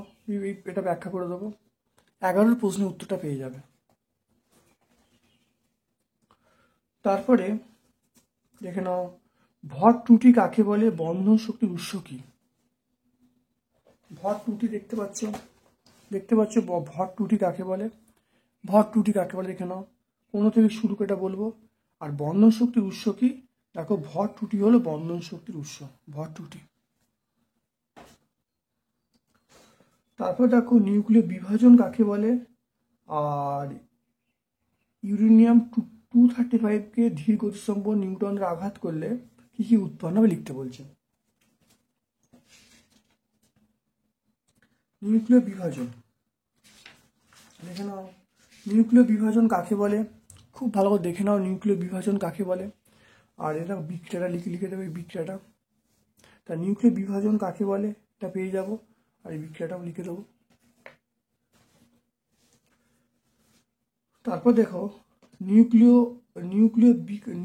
সমীকরণ, নিউক্লিয় বিক্রিয়ার সমীকরণ দিতে বলছে। নিউক্লিয় বিক্রিয়ার সমীকরণ বলতে ধরো এই যে সমীকরণগুলো, অর্থাৎ এই যে নিউক্লিয় বিক্রিয়া আলফা সমীকরণ, অর্থাৎ এইরকম সমীকরণগুলো, মানে একটা আলফা কণা নির্গত হলে নতুন পরমাণু তৈরি হচ্ছে, তার কটা আলফা কণা কটা বিটা কণা তৈরি হচ্ছে, অর্থাৎ এইরকম সমীকরণগুলো আমরা করতে হবে, যেগুলো তোমাদের আগে বিগত ক্লাসে আমরা কিন্তু করেছি। তারপর দেখে নাও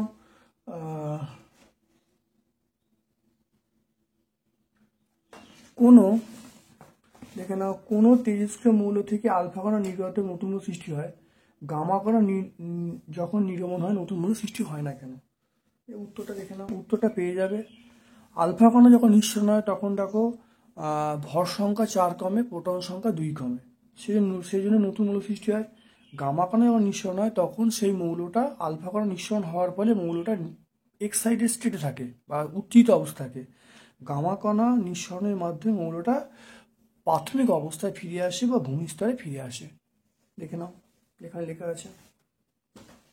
এবার দেখো চলে এসো রসায়নের পোর্শনে। এতক্ষণ আমরা ফিজিক্সের পোর্শনে করছিলাম, এতক্ষণ আমরা যেটা করলাম সেটা ফিজিক্সের পোর্শন। এরপর দেখো আমরা রসায়ন পোর্শনে চলে আসছি। দেখে নাও, তড়িৎ পর্যায় সারণীর অধ্যায়টা হলো পর্যায় সারণী। দেখো তড়িৎ ঋণাত্মকতা বলতে কি বোঝো? BFONLI BC এদেরকে তড়িৎ ঋণাত্মক ঊর্ধ্বক্রমে সাজাতে, ঊর্ধ্বক্রমে মানে ছোট থেকে বড়। দেখে নাও তড়িৎ ঋণাত্মকতা কাকে বলে, খুব ভালো দেখে নাও সংজ্ঞা। কোনো মৌলে যে কোনো মৌল কোনো পরমাণু সমজীবী বন্ধন থাকা অবস্থায় বন্ধন সৃষ্টিকারী ইলেকট্রন জোড়কে কোনো নিজের দিকে আকর্ষণ করার ক্ষমতাকে আমরা বলবো তড়িৎ ঋণাত্মকতা বলবো। উত্তরটা দেখে নাও, প্রথমে LI হবে, তারপর B হবে, তারপর B, তারপর C, তারপর N, তারপর O, তারপর F। দেখতে পাচ্ছ, এটা আমরা পেয়ে গেলাম। তারপর দেখো পরের প্রশ্ন, মৌলের পর্যায়বৃত্ত ধর্ম কাকে বলে? এমন ধর্ম নাম করো যেটা ধর্ম নয়। দেখে নাও, মৌলের পর্যায় ধর্ম।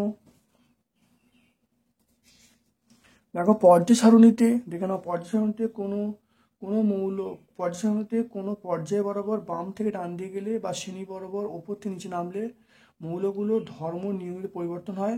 যেমন পরমাণুর আকার, ধাতব ধর্ম, আয়নন শক্তি, তড়িৎ ঋণাত্মকতা, এগুলো চেঞ্জ হয়। এইগুলোকেই আমরা বলবো পর্যায়গত ধর্ম। যেমন মৌলের বর্ণ, গন্ধ, ধর্ম, এগুলো আমরা বলবো পর্যায়গত ধর্ম নয়। দেখে নাও ভালো করে। তারপর দেখে নাও মেন্ডেলিভের পর্যায় সূত্রটি বিবৃত করতে বলছে। মেন্ডেলিভের পর্যায় সূত্র দেখে নাও।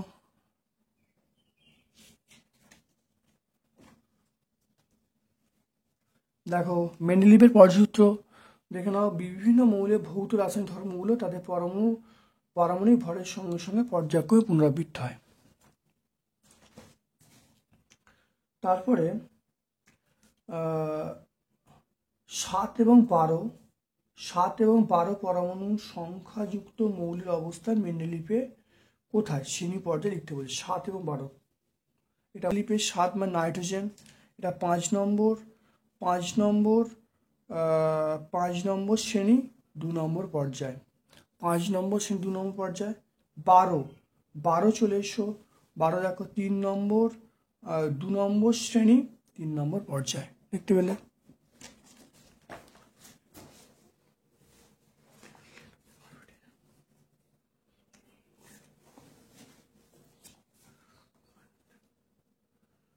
সিদ্ধান্ত কি? এবং একটি সন্ধিগত মৌল একটি ইউনিয়ন মৌলের নাম বলতে বলছে। থাকবে দেখো 3 এবং 13, তাহলে 3 থেকে 13 সন্ধির যে কোনো একটা নাম বলে দেবে এগুলো। আর ইউনিয়ন মৌল, তার পরেরটা হলো দেখে নাও, তারপরে হলো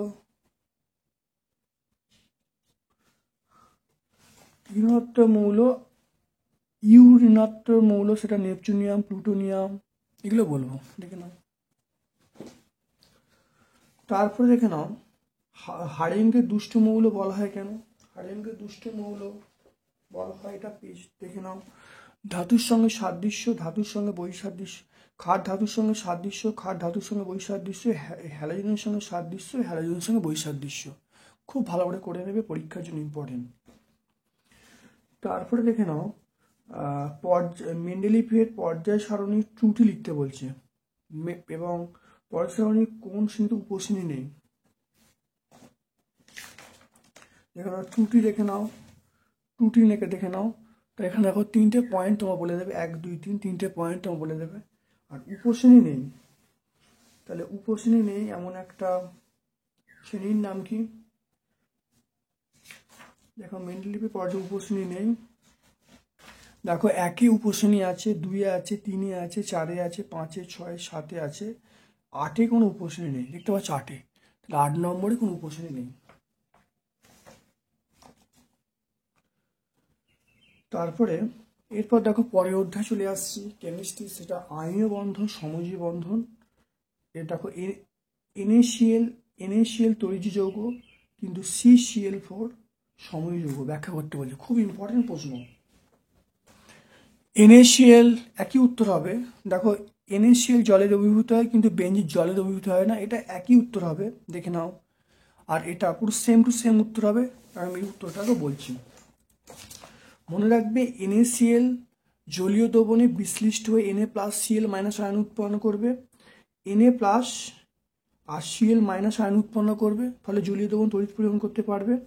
আর CCl4 এটা জলীয় দ্রবণে বিশ্লিষ্ট হতে পারবে না, নতুন আয়ন উৎপন্ন করতে পারবে না, সেজন্য এটারও সমযোজী যৌগ।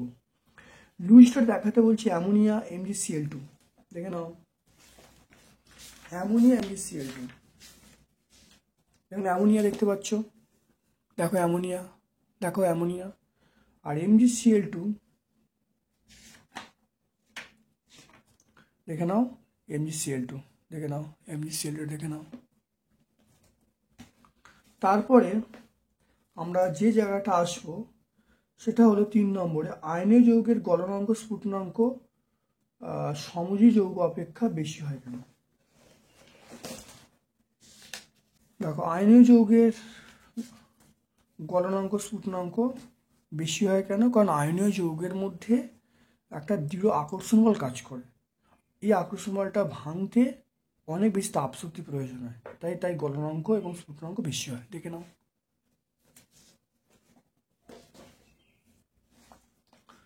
তারপরে চলে এসো এ ও বি দুটো যৌগ, যার পরমাণু ক্রমাঙ্ক বলা আছে 7 এবং 12। 7 এবং 12 যৌগ গঠন করলে বন্ধন কি হবে, যৌগ গঠন করলে সংকেত কি হবে, এবং কি ধরনের বন্ধন তৈরি করবে, দেখে নাও। 4টা এই যৌগ, সেটা হলো 7 বলা আছে, এটাকে ভাঙলে 2, তারপরে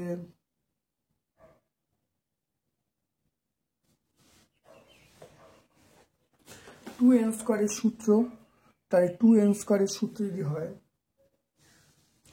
2 হবে। তারপর দেখো 5 হবে।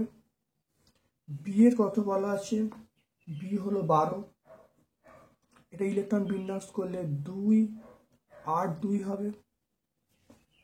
খুব ভালো দেখে নাও তাহলে কি হবে। তাহলে এর দেখো, তাহলে ইলেকট্রন ঘাটতি হলো 3, এই ইলেকট্রন দুটো বেশি, তাহলে এর যোজ্যতা আমরা 3 বলবো, এর যোজ্যতা 2 বলবো। তাহলে এবারে দেখো আমরা যৌগটা কিভাবে লিখব। তাহলে প্রথমে আমরা লিখব ধাতু লিখব, তাহলে এটা হলো অধাতু, এটা ধাতু, তাহলে আমরা লিখব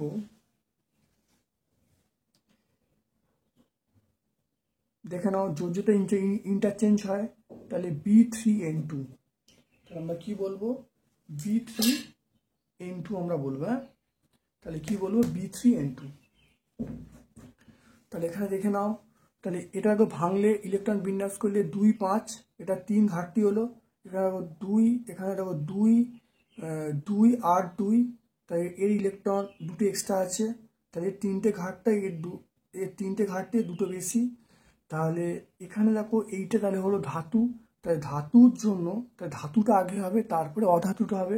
সেই জন্য আমরা বলবো, দেখো যদি ইন্টারচেঞ্জ হয়, তাই ইন্টারচেঞ্জ দেখো B3 হবে, A2 হবে, তাই যৌগটা হলো B3A2। এটা আমরা বলবো সমযোজী যৌগ। এটা কোন ধরনের যৌগ হলো? এটা আমরা বলবো সমযোজী যৌগ। তারপরে দেখে নাও গ্লুকোজের জলীয় দ্রবণ তড়িৎক্ষরণ করতে পারে না, কিন্তু সোডিয়াম ক্লোরাইড জলীয় তড়িৎক্ষরণ করতে পারে। কেন? একই উত্তর হবে। গ্লুকোজের জলীয় দ্রবণে অ্যানায়ন ক্যাটায়ন উৎপন্ন করতে পারে না, তাই জলীয় দ্রবণ তড়িৎক্ষরণ করতে পারে না। সোডিয়াম ক্লোরাইড জলীয় দ্রবণে Na+Cl আয়ন উৎপন্ন করতে পারে, অ্যানায়ন ক্যাটায়ন উৎপন্ন করতে পারে, তাই তড়িৎক্ষরণ করতে পারে। দেখো তড়িৎ প্রবাহ এবং রাসায়নিক বিক্রিয়া। দেখে নাও তড়িৎ প্রবাহ, রাসায়নিক বিক্রিয়া। পরের প্রশ্নে চলে এসো, তড়িৎ প্রবাহ এবং রাসায়নিক বিক্রিয়া। কপার সালফেট ব্যবহার করে কপার সালফেটের জলীয় দ্রবণ তড়িৎ বিশ্লেষণ করলে ক্যাথোড অ্যানোডে যে বিক্রিয়া ঘটবে সেটা লিখতে বলছি। অ্যানোড মাঠ কাকে বলে লিখতে বলছি।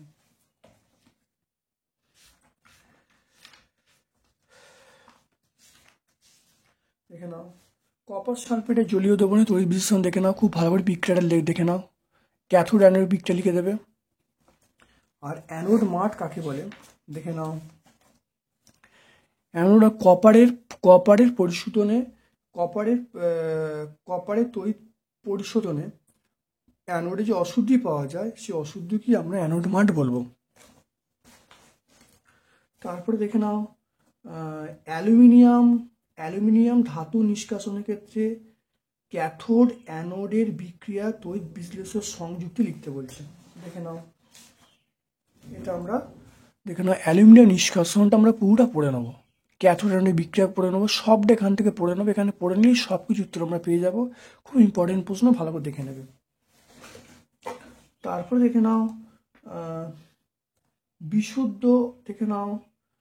বিশুদ্ধ কপার দণ্ড থেকে বিশুদ্ধ কপার প্রস্তুতিতে ক্যাথোড অ্যানোড, বিশুদ্ধ কপার দণ্ড থেকে বিশুদ্ধ কপার প্রস্তুতিতে ক্যাথোড অ্যানোড হিসেবে কি কি ব্যবহার করব দেখে নাও। এটা আমরা ওই কপারের তড়িৎ পরিশোধন আমরা ব্যাখ্যা করে দেবো। এই জায়গাটা খুব ইম্পর্টেন্ট। কপারের পরিশোধন ব্যাখ্যা করলে তাহলে এখানে তড়িৎ বিশ্লেষণ হিসাবে আমরা লঘু H2SO মিশ্রিত CH4 দ্রবণ নেবো, আর অবিশুদ্ধ কপারের দণ্ডকে অ্যানোড নেবো, বিশুদ্ধ কপারের পাত্রে ক্যাথোড নেবো, আর অ্যানোড ও ক্যাথোডের বিক্রিয়া পেয়ে যাব।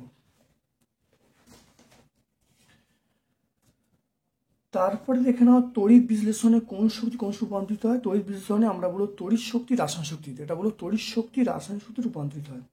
একটি তীব্র এবং একটি মৃদু তড়িৎ বিশ্লেষণ পদার্থের নাম লিখতে বলছে। দেখে নাও একটি তীব্র তড়িৎ বিশ্লেষণ পদার্থের নাম আমরা বলবো NaCl বা KCl, আর মৃদু বলবো অ্যাসিটিক অ্যাসিড CH3COOH। তারপর দেখো ধাতব পরিবাহী এবং তড়িৎ বিশ্লেষণ পরিবাহীর মধ্যে পার্থক্য লিখতে বলছে। আর ধাতব পরিবাহী দেখে নাও, ধাতব পরিবাহী ধাতু এবং ধাতুর মধ্যে তড়িৎ বিশ্লেষণ করলে এটা ইলেকট্রনগুলো অংশগ্রহণ করে, এখানে অ্যানায়ন ক্যাটায়ন অংশগ্রহণ করে। ধাতুর মধ্যে যখন তড়িৎ প্রয়োগ করা হয় তাপমাত্রা বৃদ্ধি করলে রোধ বৃদ্ধি পাবে, এই তাপমাত্রা বৃদ্ধি করলে রোধ কমে যাবে। বিভিন্ন পয়েন্টটা দেখে নেবে। বিশ্লেষণে কোন তড়িৎ ব্যবহার করা হয়? আমরা সমপ্রবাহ বা ডিসি বলবো। হ্যাঁ, আমরা বলবো সমপ্রবাহ বলবো। কি তড়িৎ বলবো? সমপ্রবাহ বা ডিসি বলবো।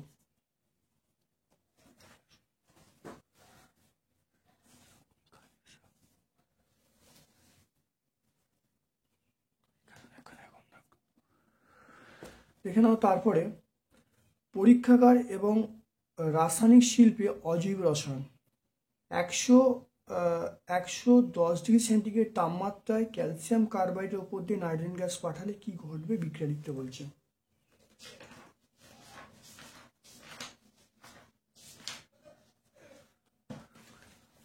দেখে নাও এটা আমরা এই 110 ডিগ্রি সেন্টিগ্রেড তাপমাত্রায় দেখো ক্যালসিয়াম সাইনামাইডের উপর দিয়ে 110 ডিগ্রি সেন্টিগ্রেড তাপমাত্রায় ক্যালসিয়াম কার্বনেটের উপর দিয়ে নাইট্রোজেন গ্যাস পাঠালে ক্যালসিয়াম সাইনামাইড এবং কার্বন উৎপন্ন করবে। এই মিশ্রণকে, অর্থাৎ ক্যালসিয়াম সাইনামাইড এবং কার্বনের মিশ্রণকে আমরা কি বলবো? নাইট্রোলিন বলবো। বিক্রিয়াটা খুব ইম্পর্টেন্ট, পরীক্ষার জন্য অসম্ভব ইম্পর্টেন্ট। তারপর চলে এসো নাইট্রোজেন প্রস্তুতিতে পরীক্ষাগারে অ্যামোনিয়াম নাইট্রেট গাঢ় দ্রবণকে সরাসরি উত্তপ্ত না করে সম আণবিক অনুপাতে অ্যামোনিয়াম ক্লোরাইড এবং সোডিয়াম নাইট্রাইট মিশ্রণকে উত্তপ্ত করা হয় কেন?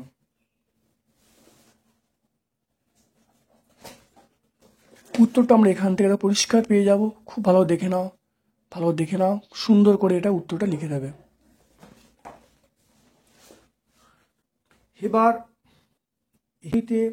হেবার পদ্ধতিতে অ্যামোনিয়াম শিল্প উৎপাদনে যে রাসায়নিক বিক্রিয়া ঘটে সেটি সমীর সমীকরণ শর্ত সহ লিখতে বলছে। দেখে নাও, হেবার পদ্ধতিতে আমরা এটা পুরোটা বলে দেবো, এটা হেবার পদ্ধতি, দেখে নাও। তারপর দেখে নাও, স্পর্শ পদ্ধতিতে SO2 থেকে SO3 উৎপাদনের শর্ত লিখতে বলছে। স্পর্শ পদ্ধতি দেখো, আমরা এই 2 আর 3, দেখো 2 আর 3 এই 3টে পয়েন্ট, এই 2 এবং 3 দুটো পয়েন্ট বললে কিন্তু উত্তর চলে আসবে। এবছর মাধ্যমিক পরীক্ষার জন্য অসম্ভব ইম্পর্টেন্ট।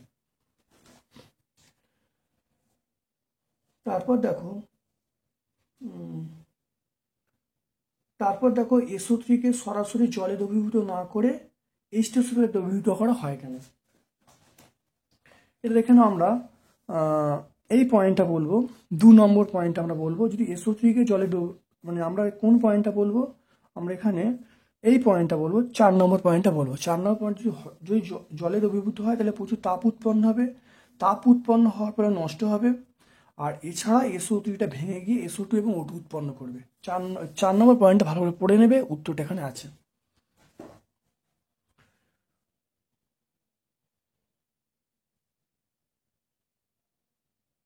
পরীক্ষাগারে কিভাবে অ্যামোনিয়া গ্যাসকে শনাক্ত করবে?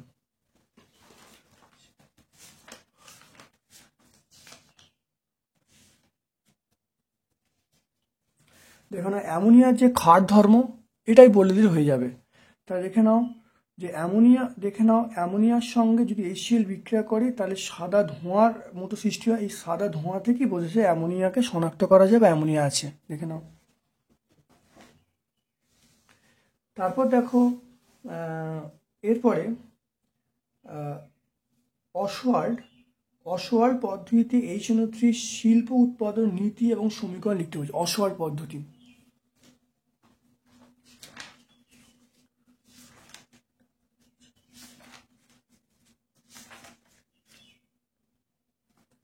অসওয়াল্ড পদ্ধতি দেখে নাও। এখানে অসওয়াল্ড পদ্ধতি 1, 2, 3টে পয়েন্ট তোমার বলে দেবে, অসওয়াল্ড পদ্ধতি পুরো ব্যাখ্যা হয়ে যাবে।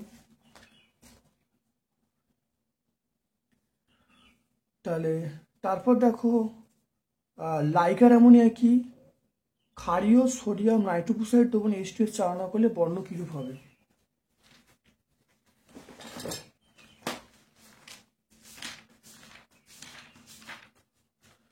লাইকার অ্যামোনিয়া দেখো 0.88 আপেক্ষিক গুরুত্ব বিশিষ্ট অ্যামোনিয়ার সম্পৃক্ত জলীয় দ্রবণকে লাইকার অ্যামোনিয়া বলে, দেখে নেবে।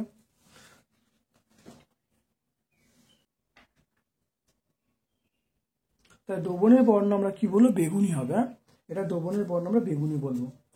তারপর সোডিয়াম অ্যামোনিয়া একটি বিজারক গ্যাস কিভাবে প্রমাণ করে যুক্তি সহ লিখতে বলছি।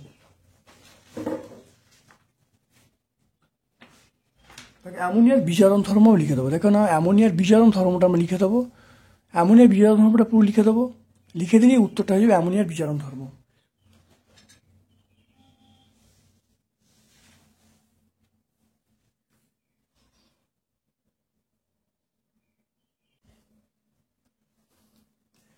এরপর দেখো আমরা চলে আসছি, সেটা হলো ধাতুবিদ্যা।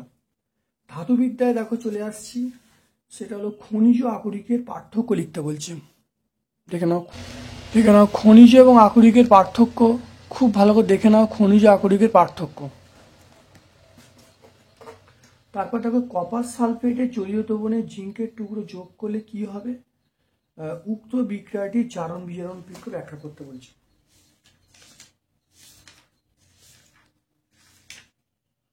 এই উত্তরটা দেখো ওখানে পরিষ্কার সুন্দর করে আছে, খুব ভালো করে পড়ে নেবে, দেখে নাও।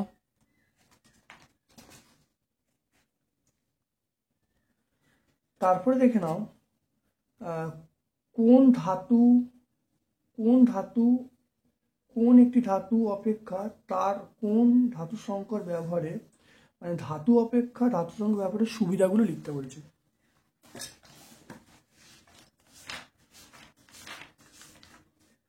এখানে সুবিধাগুলো কি কি? 1 নম্বর হলো দেখে না কাঠিন্য বেশি, 2 নম্বর নমনীয়তা, 3 নম্বর সম্পর্কশীলতা, সম্প্রসারণশীলতা, তার পরের পয়েন্ট হলো ঘাত সহনশীলতা। এই পয়েন্টগুলো তোমরা বলবে।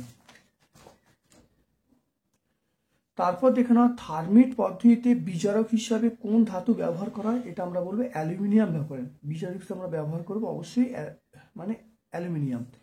ক্যাথোডীয় সংরক্ষণ বলতে কি বোঝো? গ্যালভানাইজেশন কি?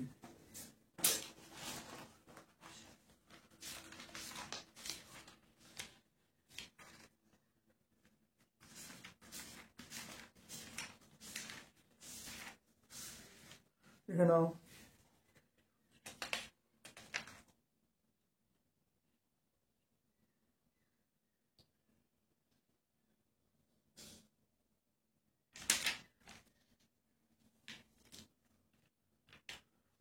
নাও ক্যাথোডীয় সংরক্ষণ এখান থেকে পরিষ্কার পেয়ে যাব। ক্যাথোডীয় সংরক্ষণ কাকে বলে দেখে নাও। তারপরে আমরা গ্যালভানাইজেশন কাকে বলে। তারপর দেখো গ্যালভানাইজেশন কি? অর্থাৎ লোহার ওপর জিঙ্কের প্রলেপ দেওয়াকে আমরা বলবো গ্যালভানাইজেশন। অ্যালুমিনিয়ামের একটি আকরিকের নাম লিখতে বলছি।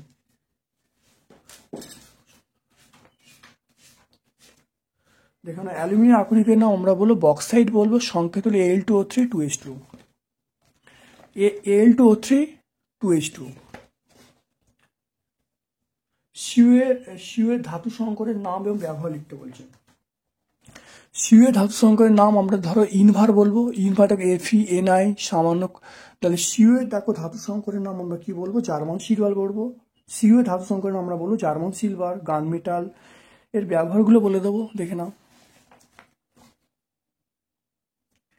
তারপর চলে এসো জৈব রসায়ন। চলে এসো আজকে আমাদের লাস্ট যে টপিকটা সেটা হলো জৈব রসায়ন। দেখে নাও জৈব রসায়ন আমরা চলে আসছি ইথানলের সঙ্গে ধাতব সোডিয়ামের বিক্রিয়া লিখতে বলছি।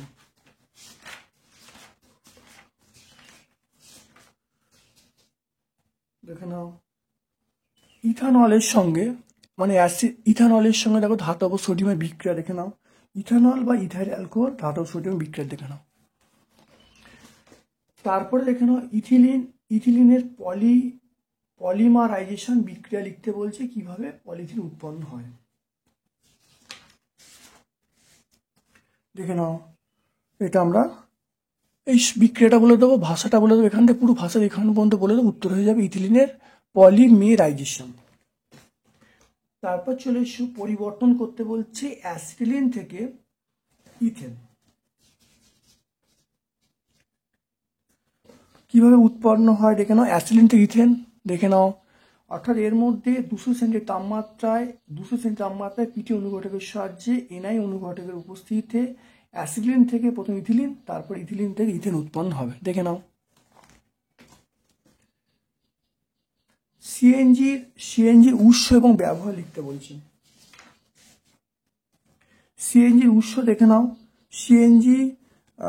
সিএনজির উৎস বলতে পাতন প্রক্রিয়া পেট্রোলিয়াম পরিশোধনের সময় পাওয়া যায়। এর মেন উপাদান হলো বিউটেন। আর ব্যবহার আমরা বলবো জ্বালানি হিসাবে, না ব্যবহার বলবো রান্নার কাজে জ্বালানি হিসাবে আমরা ব্যবহার করি। তারপরে চলে এসো প্রমাণ করো ইথিলিন। দেখো প্রমাণ করো ইথিলিন একটি অসম্পৃক্ত জৈব যৌগ। তবে ইথিলিন একটি অসম্পৃক্ত যৌগ দেখে নাও। ইথিলিনটা অসম্পৃক্ত যৌগ দেখে নাও ভালো করে। এই ব্যাখ্যা করে দেবে, এখান থেকে এই ভাষাটা বলবে, এই ব্যাখ্যা করে দেবে।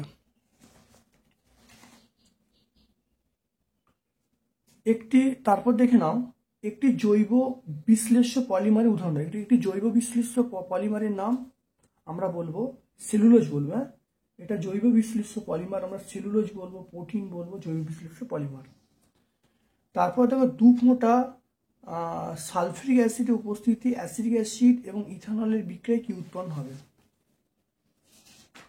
আমরা এই বিক্রিয়াটা বলবো অ্যাসিটিক অ্যাসিড এবং ইথানলের বিক্রিয়া সালফিউরের সঙ্গে। এটা হলো এস্টারিফিকেশন বিক্রিয়া। আমরা পুরোটা ব্যাখ্যা করবো, এখান থেকে শুরু করে এখান থেকে বলে দেবো, উত্তর হয়ে যাবে। খুব ইম্পর্টেন্ট বিক্রিয়া। তারপরে দেখো ইউপ্যাক নাম বলতে বলেছে CH3 CH2 CHO। দেখে নাও এর ইউপ্যাক নাম দেখতে পাচ্ছ, এর ইউপ্যাক নাম হলো প্রোপান্যাল। তারপরে দেখে নিই ইউপ্যাক নাম CH2CH2OH। তারপর দেখে নাও CH3CH2OH। দেখো CH3CH2OH এর নাম হলো ইথানল। কি নাম? ইথানল। আর একটি ইউপ্যাক নাম আছে CH3COCH3।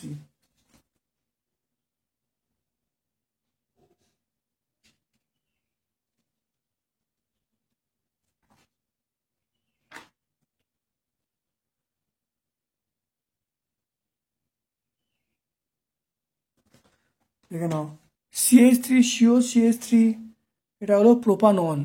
দেখে নাও ইউপ্যাক নামগুলো সব হয়ে গেল। তারপরে দেখো 8 নম্বর প্রশ্ন, পিভিসি এবং টেফলনের মনোমারের নাম ব্যবহার। পিভিসি এবং টেফলন, দেখে নাও পিভিসি এবং টেফলনের মনোমারের নাম হলো একটা ভিনাইল ক্লোরাইড আর একটা টেট্রাফ্লুরিথিন। ব্যবহারগুলো দেখে নাও। এর তারের আচ্ছাদন, এর ননস্টিক বাসনপত্র তৈরিতে ব্যবহার করা হয়। পলিমারের ক্ষতিকারক প্রভাব উল্লেখ করতে বলছে। পলিমারের ক্ষতিকারক প্রভাব খুব ভালো করে দেখে নাও। এখানে পলিমারের ক্ষতিকারক প্রভাব, এটা দেখে নাও ভালো করে। এই বিভিন্ন পয়েন্ট 1, 2, 3টে পয়েন্ট আছে, 3টে পয়েন্ট তোমরা বলে দেবে। তারপরে চলে এসো কার্যকারী গ্রুপ ঘটিত সমবায়বতা কাকে বলে, উদাহরণ দিতে বলছে। লাস্ট প্রশ্ন, কার্যকারী গ্রুপ ঘটিত সমবায়বতা কাকে বলে, উদাহরণ দিতে বলছে। দেখে নাও কার্যকারী গ্রুপ ঘটিত সমবায়বতা একই আণবিক সংকেত বিশিষ্ট যৌগে আলাদা কার্যকারী গ্রুপ থাকার সৃষ্ট সমবায়তাকে বলবো কার্যকারী গ্রুপ ঘটিত সমবায়তা বা ফাংশনাল গ্রুপ সমবায়তা। যেমন C2H6O, এইটা আমরা বলবো কিভাবে লেখা হয়, যখন আমরা OH-টা পাশে দেবো তখন ইথাইল অ্যালকোহল, তখন ওটা মাঝখানে দেবো তখন সেটা ডাইমিথাইল ইথার। অর্থাৎ CH3CH2OH এর নাম হল ইথাইল অ্যালকোহল, CH3OCH3 এটা হলো ডাইমিথাইল ইথার।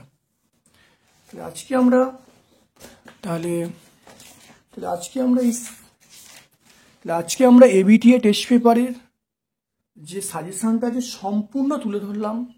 ভালো করে তোমরা ভিডিওটা দেখো, কমেন্ট সেকশানে কমেন্ট করো, যদি ভালো লাগে লাইক করো, যারা চ্যানেলটাকে সাবস্ক্রাইব করো চ্যানেল সাবস্ক্রাইব করে দাও, বেল বাটনে ক্লিক করে দাও। আমার পক্ষ থেকে সকলকে ধন্যবাদ এবং শুভকামনা জানিয়ে আজকের মতো ভিডিও শেষ করলাম। Thank you.